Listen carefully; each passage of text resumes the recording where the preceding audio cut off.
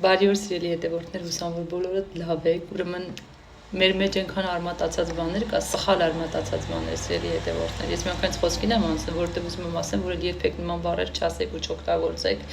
Ուրեմն երեք Instagram-ում մի հատ աղջիկ տեսնում գրում է, ես այսօր այնքան ուրախ եմ, Երանի թե Աստված շատ չհամարի, ու ես մտածում եմ, ասում եմ Աստված ինչը պիտի շատ չհամարի, էլի, օրինակ Աստծո խոսքը ինքը ասում է, հենց Աստված ինքը ասում որ այն խորհուրդները, որ ես ունեմ ձեր մասին, դրանք խաղաղության խորհուրդներ են, ասում է ես ձեզ օրհնելու եմ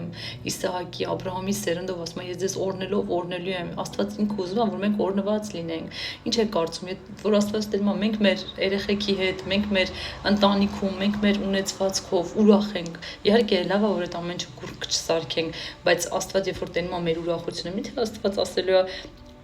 շատ է ուրախանում, արի ունեցվածքը թող այդ տանուլ տա կամ չգիտեմ, մեքենան թող գնա փչանա, որ մի քիչ այդ ուրախությունը պակասի։